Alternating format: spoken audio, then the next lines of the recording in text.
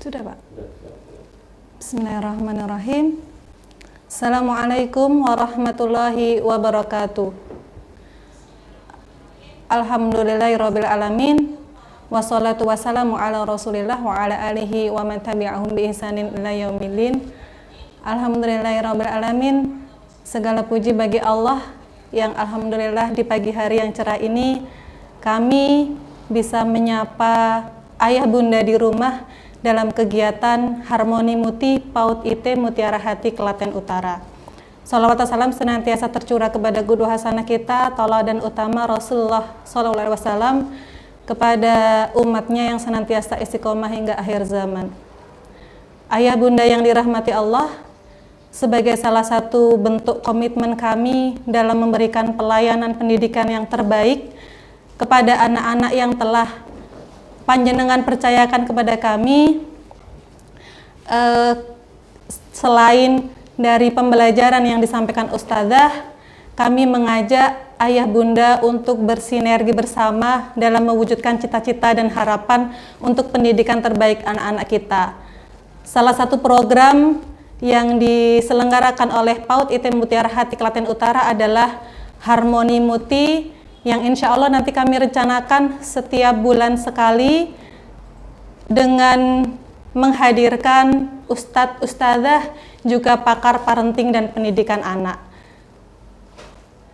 Mohon maaf jika dalam penyampaian program perdana kami ada banyak kekurangan. Kami sampaikan terima kasih atas partisipasi kerjasama ayah bunda dalam mewujudkan pendidikan terbaik untuk anak-anak. Demikian, Assalamualaikum warahmatullahi wabarakatuh.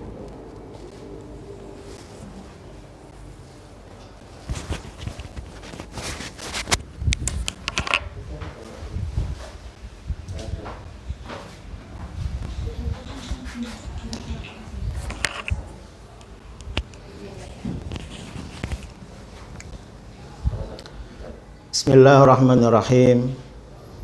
Assalamualaikum warahmatullahi wabarakatuh.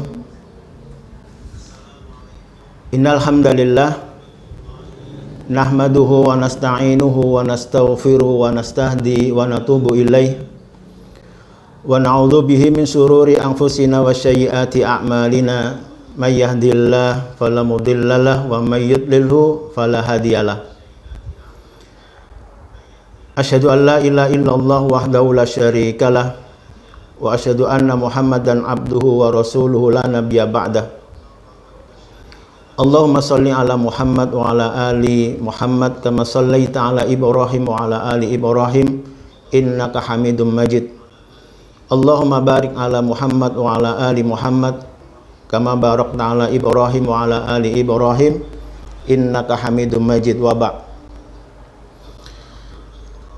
Ayah bunda yang dirahmati Allah Subhanahu wa taala, juga para ustadzah yang dimuliakan Allah Subhanahu wa taala, kita bersyukur atas seluruh rangkaian yang Allah berikan, nikmat yang Allah berikan pada kita. Dan kita terus berusaha untuk bisa bersyukur dan memohon kepada Allah diberikan hati yang bersyukur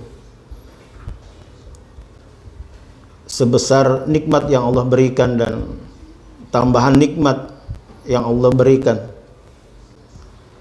Salah satu nikmat adalah Allah mengkaruniakan kita keluarga yang dengannya kita bisa melakukan ibadah sepanjang waktu, kita bisa melakukan aktivitas baik tanpa ada batas, bahkan kita bisa mendapatkan pahala amal yang terus menerus tanpa putus.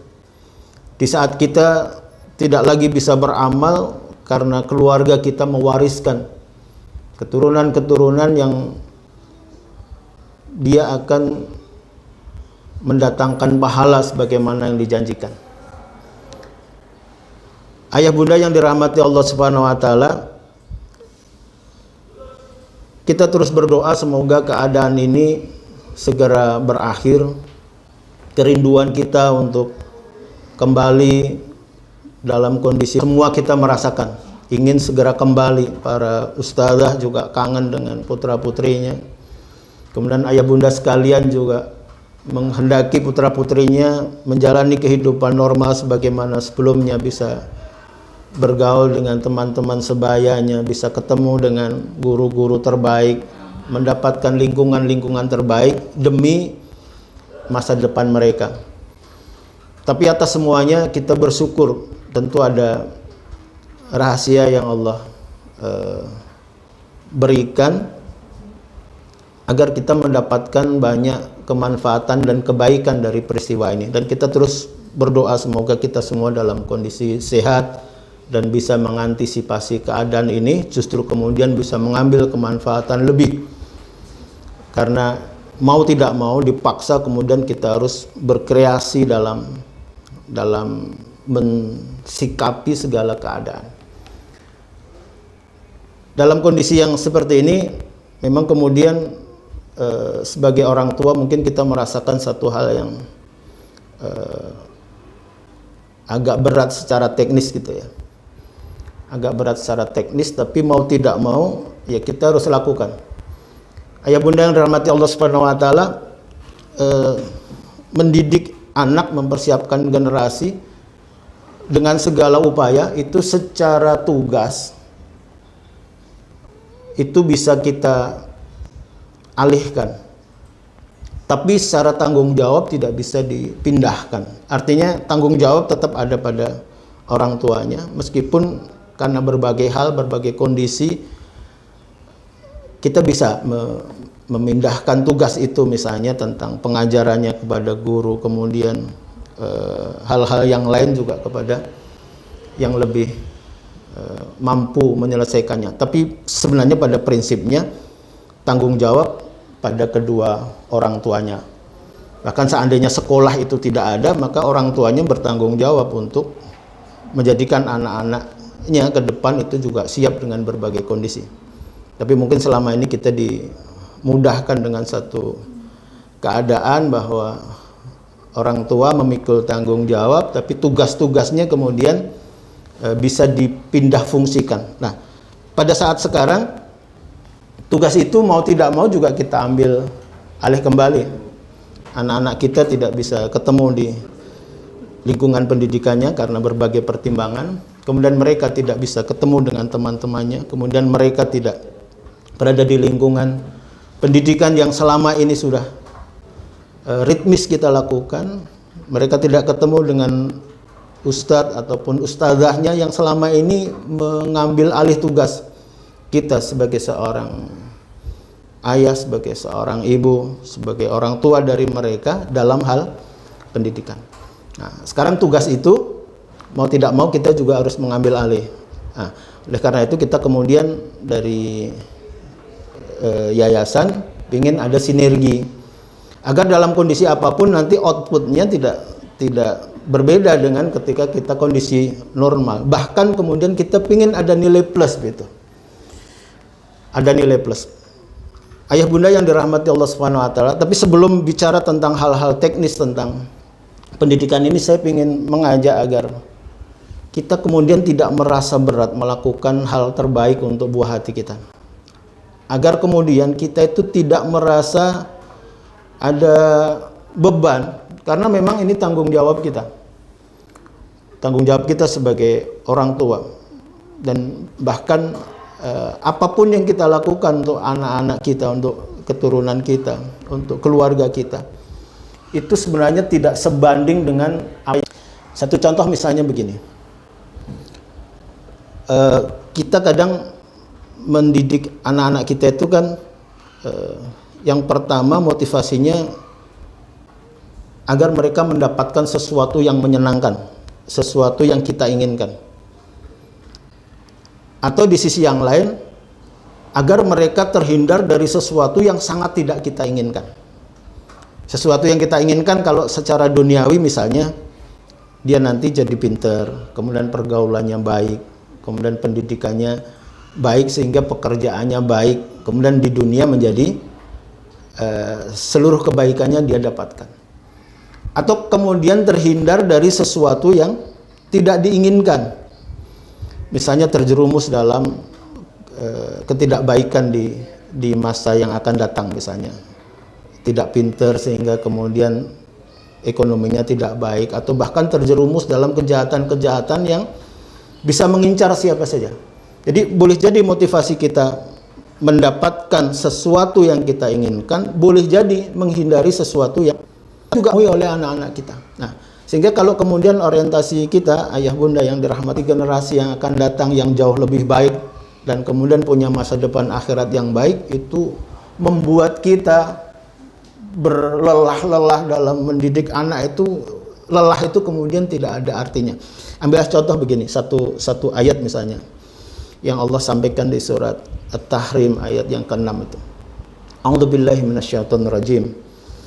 Ya ayyuhalladzina amanu qu anfusakum wa ahlikum nara wa quduhan nasu wal hijarah 'alaiha malaikatun ghiladun syidad. Al-ayat.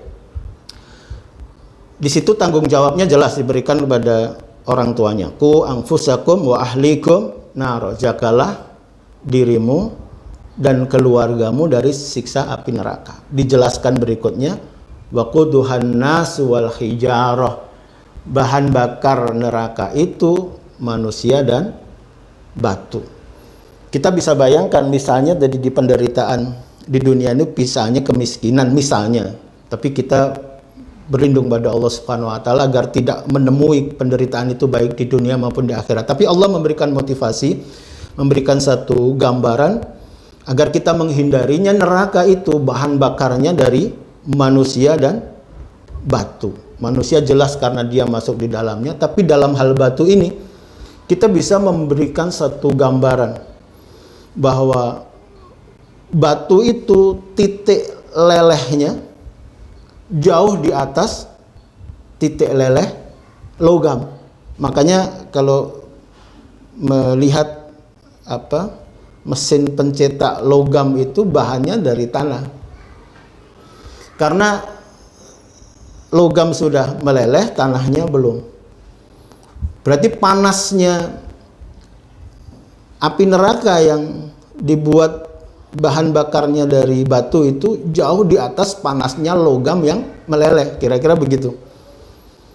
Padahal nanti ada ilustrasi lagi bahwa neraka itu sampai gelap gulita itu, jadi setelah sesuatu itu dipanasi kemudian meleleh, kemudian dipanasi lagi, kemudian dia mendidih, kemudian dipanasi lagi memijar, kemudian dipanasi lagi sampai hitam kelam gitu. Kita bisa bayangkan panasnya. Padahal ayah bunda yang dirahmati Allah Subhanahu wa taala, anak-anak kita ini adalah orang yang sangat kita cintai. Bahkan mereka tertusuk duri pun kita tidak rela. Bahkan ketika dia sakit jatuh, serta-merta kita ingin mengobatinya. Kita tidak ingin melihat anak kita itu berada dalam kesusahan, apalagi kesengsaraan. Jadi kita, ya apalagi ibu-ibu lah, kita tahu ada anak jatuh, kemudian langsung dia peluk, dia obati. Bahkan seandainya dia masih ngeluh sakit, dia pun minta seandainya sakit bisa dipindah ke diri umi, diri abi, atau kemudian dipindah ke bunda, dipindah ke ayah. Itu orang tua itu pinginnya begitu. Tapi coba kita bayangkan, kalau sampai mereka tersentuh api neraka, bagaimana kita mensikapinya? Lah, di sinilah kemudian ayah bunda yang dirahmati Allah Subhanahu wa taala, bahwa pendidikan kita untuk bisa mengantarkan mereka terbebas dari api neraka ini penting gitu.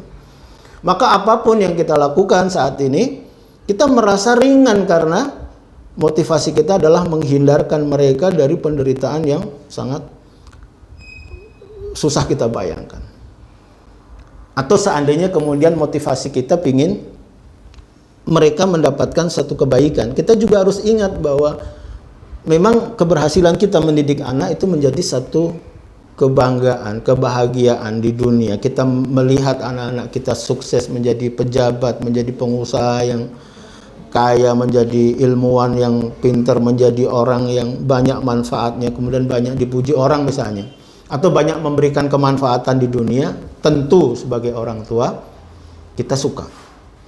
Tapi kita juga perlu sampaikan pada diri kita sendiri bahwa nanti juga berdampak pada kebaikan di akhirat. karena sepuncak apapun kesuksesan seseorang di dunia ya semuanya fana gitu. Semuanya fana. Coba nanti kalau sempat ayah bunda yang dirahmati Allah bisa dibuka ya, di surat Al-Kahfi ayat yang ke-46 ya. Dibukalah keterangan-keterangannya, kemudian tafsir-tafsirnya dari semuanya. Sekarang insya Allah dimudahkan kita membuka tafsir, kita baca, dan kajiannya juga ada di mana-mana. Ketika Allah Subhanahu wa taala sampaikan a'udzubillahi minasyaitonirrajim, al-malu wal banun zinatul hayatid dunya wal baqiyatus sholihatu inda rabbihim sawaban wa khairun amala. Al-malu wal banun, harta dan anak-anak, zinatul hayatid dunya, adalah perhiasan hidup di dunia. Wal baqiyatus sholihatu khairun inda rabbihi sawaban wa khairun amal. Akan tetapi amal soleh yang kekal itu jauh lebih baik di sisi Tuhanmu sebagai sesuatu yang baik memang, dan juga sebagai sebuah simpanan. Artinya kita harus menjadikan anak dan harta itu menjadi simpanan yang baik besok di akhirat. Artinya kebaikan mereka di dunia, kita juga berharap menjadi kebaikan mereka di akhirat. Sekali lagi ayah bunda yang dirahmati Allah Subhanahu wa taala, kita bisa melakukan apa saja tanpa merasa berat demi anak-anak kita. Jadi jangan mengeluh gitu. Jangan merasa berat. Sekarang menjadi tugasnya harus mau tidak mau kita ambil alih. Yang biasanya sholat duha sama ustazahnya. Sekarang sholat duha, kalau ayah bundanya tidak ngajari dia sholat duha, dia akan kehilangan sholat duha. Maka ajak mereka sholat duha. Biasanya infak diajari sama ustazahnya, membawa uang, kemudian membawa barang diberikan ke tempat lain. Sekarang peluang waktunya tidak ada, maka ayah bundalah yang kemudian melanggengkan sifat baik ini untuk mereka tetap bisa infak dan sedekah. Kemudian setia kawan misalnya, baik, menghormati yang lebih tua, kemudian sayang pada yang lebih muda. Kalau di sekolah dia punya kakak kelasnya, diajari oleh ustazahnya untuk hormat pada yang lebih tua. Kemudian dia mungkin punya adik angkatannya yang kemudian juga diajari oleh ustazahnya untuk sayang pada adik-adiknya, atau bahkan sayang pada lingkungannya, nyirami bunga di sekolah. Kemudian ada juga sering diminta bawa hewan piaraan agar dia sayang pada lingkungannya, ditanamkan. Itulah sekarang kesempatan itu mereka tidak dapatkan. Siapa yang kemudian bisa mengerjakan? Ya ayah bundanya. Nah, anak-anak ini kan mendapatkan satu pelajaran atas apa yang dikerjakan. Semakin dia sering mengerjakan, akan semakin tertanam nilainya dan akan semakin terampil dia memilikinya. Ada hukum pengulangan. Kalau di sekolah bisa diulang setiap hari. Sekarang apakah kita sebagai orang tua di rumah itu juga telaten ini setiap hari? Subuh dibangunin. Kalau di sekolah diingatkan oleh ustazahnya misalnya, siapa tadi yang bangun sebelum subuh misalnya. Sehingga besoknya, karena besok kalau ditanya pengen bisa menjawab saya, maka minta sama abi uminya, sama ayah bundanya, besok aku dibangunin saat azan subuh biar ke masjid. Kemudian siapa yang tadi pagi mengaji misalnya, karena dia pingin mempertahankan setiap hari kalau ditanya sama ustazahnya siapa ngaji dia bisa menjawab saya, maka dia juga setiap pagi minta pada ayah bundanya sebelum berangkat ngaji, dan begitu seterusnya. Nah, sekarang yang melakukan ini adalah ayah bunda sekalian. Kalau mau masuk pada hal yang lebih teknis, sebenarnya kan setiap kita memang harus melakukan segala sesuatunya itu dengan sebaik-baiknya. Kalau para ustazah memang secara kafaah beliau-beliau dipersiapkan untuk itu. Kemudian secara mental, secara maknawiyah, beliau-beliau memang mengabdikan diri untuk itu.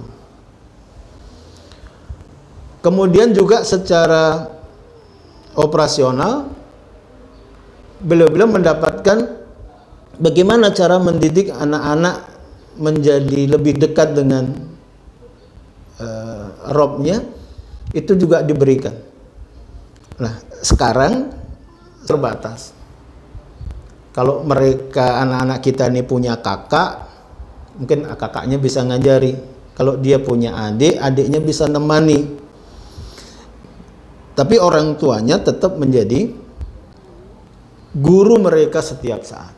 Nah, maka kemudian tanggung jawab yang kemudian biasanya tugasnya kita alihkan, sekarang tugasnya ada pada kita sebagai orang tua, para ayah bunda. Saya juga punya anak ini masih usia PAUD yang juga masih di rumah, tapi saya bersyukur karena dia punya banyak kakak sehingga gurunya banyak begitu.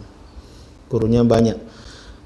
Nah, temannya juga banyak karena di kampung sehingga dia bisa main-main. Nah, sekarang bagaimana kemudian kita mensinergikan dengan yang ada di sekolah kita, Nah, berarti ayah bunda sekalian, secara maknawi insya Allah kita tidak meragukan bahwa ayah bunda sekalian berdasarkan pemahaman agama yang sama-sama kita fahami, kemudian kita juga yakin bahwa ayah bunda menitipkan putra-putrinya ke Yayasan Hidayah itu dalam rangka untuk mendekatkan mereka pada agama. Berarti secara maknawiyah kita tidak meragukan. Insya Allah setiap kita sebagaimana orang-orang soleh menghendaki anak-anaknya baik. Taruhlah kita ambil contoh keinginan baik itu, kita nanti kapitalisasi menjadi sebuah keinginan yang bermuara pada maknawiyah yang kuat. Kayak doa Nabiullah Ibrahim alaihissalam misalnya, Rabbana waj'alna muslimaini laka wa min dzurriyyatina ummatan wa arina manasikana wa tub alaina innaka antat tawwabur rahim. Jadi kita minta pada Nabi Ibrahim minta pada Allah Subhanahu wa taala agar beliau berdua dengan istrinya itu muslimaini laka, menjadi orang yang berserah diri pada Allah Subhanahu wa taala. Gampangannya menjadi seorang muslim.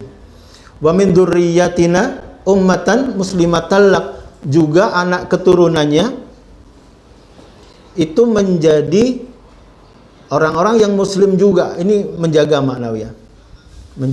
maknawiyah kita agar orientasi pendidikan kita adalah menjaga mereka tetap Islam. Jadi jangan sampai mereka nanti tidak Islam lagi, kira-kira begitu. Itu doa Nabi Ibrahim yang lain. Doa Nabi Ibrahim yang lain yang sangat terkenal insya Allah. Rabbana hab lana min azwajina wa dzurriyyatina qurrata a'yun waj'alna lil muttaqina imama.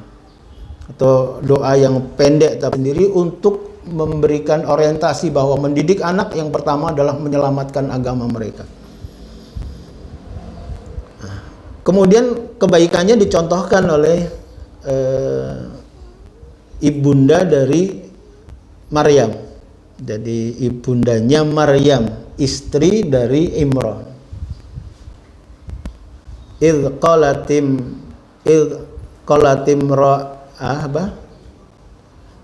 Saat istri Imran. Begitu ayah bunda yang dirahmati Allah Subhanahu wa taala, bahwa kita ingin menjadikan anak-anak kita nanti berkhidmat untuk agama Allah ini. Nah, tapi kemudian diikuti dengan permintaan juga, dengan doa. Inni u'idzuha bika wa dzurriyyataha minasyaitonir rajim. Sesungguhnya aku berlindung kepadamu untuknya dan juga keturunannya minasyaitonir rajim, dari setan yang terkutuk. Berarti memang kita meminta jadi pada Allah Subhanahu wa taala di orientasi pendidikannya dijaga semuanya agar tetap berada dalam fitrah agama ini. Ini dicontohkan oleh para orang-orang soleh yang diceritakan oleh Allah di Al-Quran. Juga dalam prakteknya kita bisa lihat bahwa semua orang-orang soleh itu memang mempersiapkan anak-anak mereka agar nanti mereka bisa meneruskan perjuangan agama, mereka bisa melakukan sebuah kebaikan, dan kemudian kebaikan itu juga kembali pada kedua orang tuanya. Kita bisa bayangkan ayah bunda yang dirahmati Allah Subhanahu wa taala, ada seseorang yang diinformasikan oleh Rasulullah SAW itu kaget dengan imbalan amalnya. Kata baginda Nabi, innar rajula la tarfa'u darajatuhu fil jannah. Sesungguhnya ada seseorang yang diangkat derajatnya besok di surga. Kita bisa lihat ilustrasinya seberapa tinggi derajatnya itu karena orang itu sampai kaget. Fayaqul anna hadza, dia berkata anna hadza, apa-apaan ini gitu. Atau dari mana ini saya dapatkan sebesar ini gitu. Fayuqal, kemudian dikatakan pada dia, bi istighfari waladikalak au kama qala. Ini semua karena istighfar dari anak-anakmu untukmu. Artinya mereka bisa mengangkat derajat orang tuanya saat dia memang meneruskan amal-amal kebaikan itu. Nah, ini secara maknawi ya. Kemudian yang kedua, ini komitmen operasional kita. Kalau dalam bahasa yang lebih sederhana, kalau tadi bicara iman, sekarang kita bicara Islam. Komitmen operasionalnya, kita ngajari mereka agar tidak keluar dari cara-cara berbuat yang Islami. Ya kalau anak-anak tentu jangan dibuat yang rumit-rumit, misalnya cara makan saja dengan tangan kanan, kemudian jangan lupa baca basmalah, kemudian jangan berdiri apalagi berlari-lari, kemudian diajari mereka cara sesuci yang benar. Kita pernah nggak ini tutorial pada anak-anak kita kalau masuk kamar mandi bagaimana dia buang air kecil, buang air besar, bagaimana etikanya. Ini hal-hal yang sederhana yang kemudian lakukan kalau ketemu orang dan seterusnya. Kemudian sampai pada operasional ibadah-ibadah yang mereka bisa lakukan dengan pembiasaan-pembiasaan. Komitmen operasionalnya. Lah, bagi kita sendiri juga dalam mendidik putra-putri kita, ini juga mesti berpanduan pada cara mendidik yang Islami. Lah, seperti apa ya? Insya Allah bisa terus berdiskusi ya dengan para ustadzahnya. Bisa, saya pikir 24 jam lah. Beliau-beliau bersedia kalau ada konsultasi ada kasus dengan putra-putri kita tentang cara mendidik yang Islami itu. Tapi komitmen operasional yang Islami ini, ayah bunda yang dirahmati Allah, mau tidak mau kita harus pelajari. Pada saat saya ketemu dengan Ustadz, kemudian saya konsultasi tentang bagaimana mendidik anak, beliau memberikan keterangannya hanya sederhana. Setiap kita harus terus belajar mendidik anak. Karena anak kita pun berubah waktu, berubah usia, berubah keadaan juga lingkungan kita. Jadi mendidik anak usia dini berbeda dengan mendidik anak saat dia remaja, saat dia sudah pemuda. Bahkan saat dia sudah berkeluarga, mereka juga anak kita yang kemudian harus dididik. Maka setiap saat kita harus terus mengupgrade keilmuan kita. Kemudian lingkungan yang kita hadapi itu juga berbeda, sehingga kita juga harus belajar tentang yang terkait dengan lingkungan ini. Nah, agar itu tidak terlepas, maka secara Islami kita juga tentu ada panduan-panduannya. Saya sarankan sering berkonsultasi dengan para ustadzah ya, terkait dengan perkembangan putra-putri kita. Insya Allah semuanya akan bisa. Yang terakhir ini tentu sesuatu yang terbaik yang bisa kita lakukan. Tentu untuk anak-anak kita tidak sembarangan. Semua kita upayakan yang terbaik. Ya, secara sederhana, anakan lagi ihsan itu kita mempresentasikan apa yang kita lakukan ini di hadapan Allah, dan agar Allah menilainya sebagai amal terbaik. dalam hadis tentang ihsan, Rasulullah SAW sampaikan ka'annak anta budallaha ka'annaka tarahu fa illam takun tarahu fa innahu yarak. Engkau beribadah kepada Allah seakan-akan kau melihat Allah, dan engkau tidak bisa menitipkan anak di masjid sampai jam 3 sehingga saya bekerja tidak terganggu. Ini jadi kita perbaiki niat kita, bahwa niat kita mendidik ini memang karena Allah Subhanahu wa taala. Karena ada teman saya itu yang protes sama orang tuanya. Dia cerita ke saya, dulu bapakku itu minta aku mondok itu ternyata agar beliau bisa berdagang. Tentu sebenarnya tidak begitu, nggak ada orang tua yang pragmatisme gitu ya. Tapi dia menangkapnya begitu. Jadi jangan sampai anak kita menangkap bahwa bapak kita, ayah bunda kita, abi umi kita menyekolahkan kita di Mutiara Hati atau mendidik kita itu agar dia lebih mudah hidupnya misalnya. Jadi untuk dirinya sendiri, bukan untuk anak-anaknya. Jadi sampaikan pesan moralnya bahwa ini dilakukan semua dengan penuh keikhlasan dan kesungguhan. Allah menilai kita orang ikhlas, anak-anak kita menilai bahwa kita memang ikhlas mendidik mereka, bukan semata-mata untuk diri orang tuanya. Jadi ini juga perlu kita perbaiki. Kemudian yang kedua, secara itkon ya, sesuai dengan keilmuannya. Jadi sudah sedikit saya nukilkan, kita berusaha untuk mendidik mereka sesuai dengan usianya, sesuai dengan keadaannya, sesuai dengan litak ustadzah mereka. Jadi dengan itkon. Kemudian yang ketiga, sampai tuntas. Jadi mendidik mereka, menyelesaikannya secara tuntas. Kita tidak tahu corona sampai kapan. Kita tidak tahu yang direncanakan kita bisa masuk itu apakah masuk apa tidak. Tapi apapun yang terjadi, dalam usia ini kita harus tuntas mendidik mereka. Seandainya bahkan nanti berlanjut sampai dia ke usia mumayyiz, dia juga tidak sampai mendapatkan sistem pendidikan yang selama ini kita harapkan, mereka harus terdidik di rumah dan harus tuntas. Kalau kemudian targetnya kita bisa bersepakat dengan para ustadzah yang ada, maka kemudian target itu juga harus tuntas. Ini yang dimaksud ihsan di situ.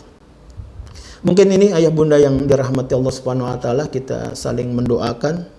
Tungo tinongo kata para sesepuh kita. Semua kita punya anak, semua kita punya keinginan yang sama tentang anak kita. Semua kita berusaha semaksimal mungkin untuk kebaikan mereka, dan kemudian kita saling mendoakan agar Allah memudahkan ya urusan kita. Kemudian para ustadzah ini juga kita doakan, kita support agar ini yang mencari bentuk-bentuk pengajaran ini segera menemukan formulasinya. Kita juga pahami bahwa mendidik dengan ngadep, kita ketawa sendiri nggak ketemu dengan kadang bikin pusing. Saya juga yakin tepat untuk itu semua, dan Allah memudahkan semua langkah kita. Baik, ini yang bisa saya sampaikan, dan mohon maaf kalau ada yang salah. Akhirul kalam, wabillahi taufik wal hidayah. Assalamualaikum warahmatullahi wabarakatuh. Bagaimana menyikapi jika teman main anak, yakni tetangga yang suka kata kotor, marah dan mengumpat? Ya pada prinsip, jadi dia mengucapkan kasar itu boleh jadi dia tidak tahu kalau itu sesuatu yang kasar. Itu sesuatu yang dia ucapkan itu sesuatu yang kotor. Tentu kita juga yakin mereka sebenarnya masih bebas nilai. Maka justru tugas kita bukan hanya mendidik anak-anak kita, tapi juga mendidik teman dari anak-anak kita. Disikapinya ya secara baik. Kemudian kalau anak-anak kita juga kita beri nasihat yang disampaikan tadi misalnya tidak benar, tapi anak itu juga harus diluruskan dengan cara mereka. Kadang-kadang kita itu langsung cut off, ini bocah ngomongnya kasar, itu dolan rene misalnya. Ya, kita terus anak-anak kita nanti malah main ke sana, tidak terpantau. Saya sering sampaikan pada tetangga-tetangga saya itu, pokoknya kewajiban kita mengajak anak-anak ke masjid, tapi jangan anak-anak kita, juga anak-anak tetangga. Karena kalau anak-anak kita rajin ke masjid, kemudian anak-anak tetangga kemudian tidak juga rajin ke masjid, ini akan saling mempengaruhi. Belum tentu anak kita yang lebih kuat pengaruhnya gitu. Nah, oleh karena itu kalau bisa setiap hari kita juga menjadi sekolah di tempat kita, anak-anak tetangga pada datang, kemudian anak-anak kita menjadi teman baik bagi mereka, jadi saling mempengaruhi. Tapi memang kalau saya melihat memang anak-anak itu menurut saya tidak pernah salah gitu. Kalau kemudian ada kesalahan lingkungan, maka kemudian kita sampaikan pada lingkungan. Karena ya anak ya begitu. Bahkan kita harus sangat lembut pada mereka ketika melakukan kesalahan. Kita ambil contoh misalnya, baginda Nabi SAW yang kemudian ada turun keluar hadis tentang malaikat tidak akan masuk ke rumah yang di situ ada anak anjing atau ada anjing. Itu kan di beberapa cerita itu disebutkan bahwa Hasan dan Husain, cucu beliau, itu sedang main anak anjing di ruang beliau gitu, sehingga kemudian malaikat nggak jadi datang untuk menurunkan wahyu. Tapi baginda Nabi SAW tidak memarahi cucu beliau. Saya tidak bisa bayangkan kalau sekarang ini ada anak tetangga bawa anak anjing ke rumah kita. Kira-kira apa yang kita lakukan gitu. Mungkin kita menjadi sangat marah, kemudian melihat anak ini memang sudah anak yang tidak punya adab dan seterusnya gitu. Padahal ini anak-anak saja, dia suka dengan anak. Cuma mereka belum tahu, termasuk kata-kata kotor, kemudian marah, mengumpat. Ini sebaiknya memang kemudian kita nasihati, syukur kemudian bisa sering main. Dan nasihat bagi anak-anak itu bukanlah semata-mata dengan ucapan, apalagi ucapan yang membuat dia semakin marah gitu ya. Saya tertarik, ada ulama yang sampaikan, jangan sampai niat kita menjadikan anak-anak itu baik dengan cara yang membuat mereka benci sehingga mereka semakin benci dengan kebaikan gitu. Taruhlah misalnya anak nggak sholat itu, kemudian kita marahi, sampai nggak sholat kamu nanti masuk neraka, nggak bisa ke surga. Akhirnya karena cara kita membuat dia marah, dia malah berpikir berarti saya pengen membuat yang tadi marah ke saya itu semakin marah, sehingga saya beramal yang mendekatkan diri pada neraka dan menjauhkan diri ke surga, karena pengen melihat dia semakin marah gitu. Orang tua yang marah dengan kondisinya, mungkin anak itu pengen memuaskan dirinya agar semakin marah gitulah. Ini yang kemudian kita butuh keterampilan ya, untuk mendidik mereka. Jadi anak-anak apalagi di usia PAUD itu kan dia masih bebas nilai, maka harus dibiasakan dengan yang baik agar dia mencintai kebaikan, kemudian dibiasakan meninggalkan yang tidak baik sampai dia risih dengan ketidakbaikan itu. Tapi belum bisa disampaikan tentang sebuah nilai. Nah, mungkin untuk anak-anak kita, kalau nanti dia sudah tidak ada, agar dia setelah kita nasihati juga tidak sakit hati, anak-anak kita sampaikan yang kayak tadi kurang bagus gitu. Tapi dia tetap temanmu, besok ajarin yang baik. Jangan kamu nggak boleh dekat-dekat sama dia pemarah kayak gitu. Ini menurut saya butuh keterampilan dan kesabaran kita, karena setiap kita adalah guru, dan guru itu orientasinya berhasil dalam mendidik, bukan berhasil dalam menyampaikan nilai tapi tidak dipakai nilai itu. Jadi orientasi kita bukanlah nilainya sampai, tapi orientasi kita nilainya dipakai oleh mereka. Kalau nyampaikan itu gampang, diterima apa tidak itu jadi masalah. Nah, itu ayah bunda yang dirahmati Allah, semoga ada manfaatnya. Terima kasih. Cukup ya? Ya.